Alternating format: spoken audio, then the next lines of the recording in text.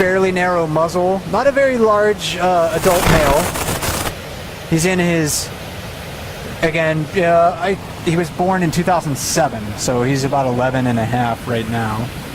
But I was wondering if he was really going to try to steal that fish from 409. He was inching closer and closer, and then she dropped it over the waterfall. Now he's kind of searching for it. He saw it fall in there. He knows it's in there, probably injured somewhere or maimed, but he can't quite locate it. Yeah, and sometimes we feel bad when we see a bear lose a fish, but those fish usually, being wounded, end up feeding some of these younger ones. You get some easy pickings. As a matter of fact, well, that may have been a different one, but that another piece just got picked up by a subadult. And it looks like one bear is approaching another bear that has a fish. Again, the bear on the island is eating a fish. I was kind of wondering if that other bear is going to get close enough to try to take it. I think we've seen perhaps this bear try it a couple times, but right now looks like it decided I'm just going to kind of hover on the fringe here. And some of the webcam viewers probably saw the fight that was right below us earlier. Two bears were fighting over a fish, and you know, a lot of growling. I'm sure the microphone must have picked that up. We could actually feel it. Yeah. They were so close to us. We're standing only about 10 feet above them, and they were roaring at one another, and we could sort of feel it through our feet. Really low, guttural, loud roar. Yes. When that really meant that they were, you know, they meant business. Mm-hmm. It was a serious situation for them. They were both very hungry. The one that was trying to steal was not successful, so the other bear was able to protect its fish. One of the features of 409, handing back to Lip, she's not doing it a lot tonight, but she's really known to lift one paw off the ground and hold it out while she's fishing. And of course, now that you pan there, she's not doing it. I just saw one salmon successful, swam right by her. And some of the people that are here on the viewing platform, there went another one, that are watching the bears. Some of them end up kind of pulling for the salmon a little bit. We can't forget what an amazing journey that these salmon have coming back from the Bristol Bay, not eating anything once they leave the ocean, traveling 60 miles up the Naknek River, back to their natal stream. About 20% that come up the Naknek River end up in the Brooks River and are traveling over this waterfall. Some of them spawn on the tributaries of Brooks Lake. So they're making a further journey. So that's what we're watching these fish do, is make this really one of the Earth's greatest journeys of any animal on the planet. These fish have a fascinating life cycle. And of course, some of them, it's going to end right here in the jaws of a bear. And this may be their last major obstacle to surmount before they reach their spawning site. A lot of these fish, again, will go into Lake Brooks and the tributaries off of Lake Brooks. Some of them will just go upriver and they'll spawn in the Upper Brooks River, but most of them are going to pass on through.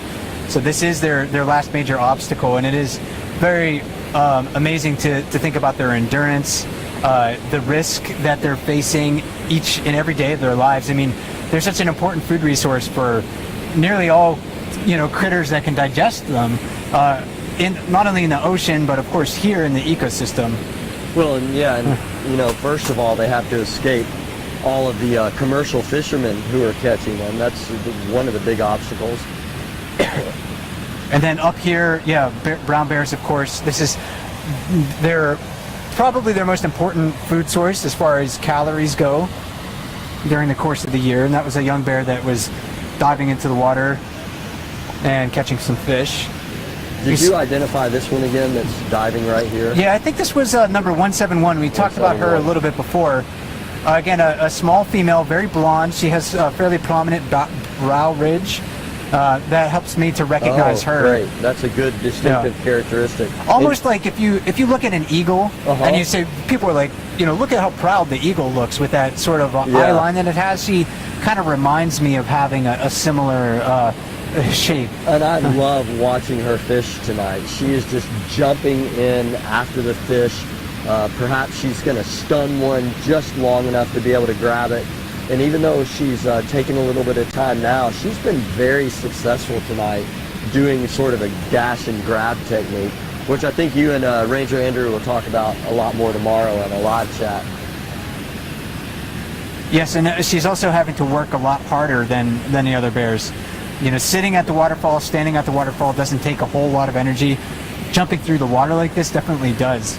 You say that, and I can even see her breathing much harder than a lot of the other bears. You're right. You can tell that she's working hard.